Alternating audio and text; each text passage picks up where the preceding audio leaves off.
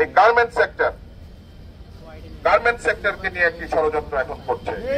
কিছু মানুষ তারা মাঠে নামিয়েছে, এদেরকে এলাকার লোকজন কেউ চিনে না, তারা বহিরাগত, তারা বিভিন্ন গ্রুপে আসতেছে, কেউ চাকরির দাবিতে, কেউ আবার হাস্যকর কিছু দাবি নিয়ে হাজির হচ্ছে বিভিন্ন ফ্যাক্টরিতে এবং সেখানে গিয়ে ভাঙচুর করছে। এর পেছনে দেশি বিদেশি শক্তি ষড়যন্ত্র করছে বন্ধুগণ। আমরা বাংলাদেশ জাতীয়তাবাদী দলের গাজীপুর মহানগরের এবং অঙ্গ সংগঠনের সকল নেতাকর্মী, তারেক রহমান এর সৈনিকেরা সকলের রাজপথে থেকে এই ষড়যন্ত্র মোকাবেলা করবো বন্ধুগণ।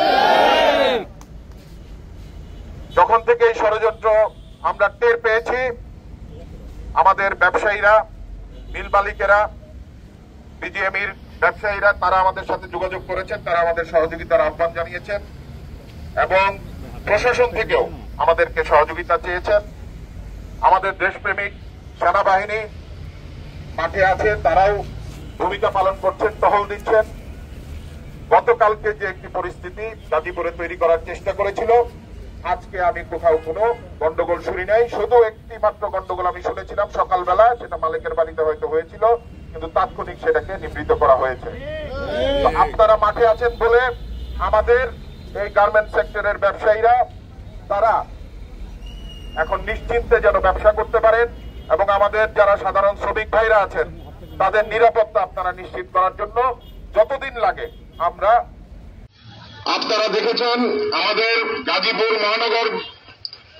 মহানগরের বিভিন্ন স্থানে বিভিন্ন পয়েন্টে, যেমন গাছা থানায় প্রায় 4টা পয়েন্ট করা হয়েছে, আপনারা বোধহয় বাসন থানায় 2টা পয়েন্ট করেছিলেন।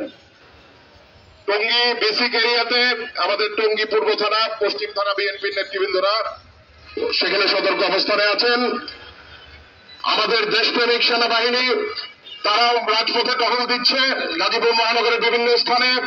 প্রশাসন, ইন্ডাস্ট্রিয়াল পুলিশ এবং নর্মাল পুলিশ যারা আছে তারাও আমাদের সহযোগিতা চেয়েছে। আমরা বিএনপির নেতাকর্মীরা সবাই পাশে থেকে যতক্ষণ পর্যন্ত স্থিতিশীলতা না আসে আমরা এখানে সতর্ক অবস্থানে থাকবো বন্ধুগণ। আমাদের যে মিল ফ্যাক্টরি গুলা গাজীপুর মহানগরে আছে, সবচেয়ে বেশি ইন্ডাস্ট্রি আমাদের এই গাজীপুরে। দেশের নারায়ণগঞ্জ, রূপগঞ্জ এবং চিটাগাংয়ে কিছু ফ্যাক্টরি আছে, এছাড়া সাভারের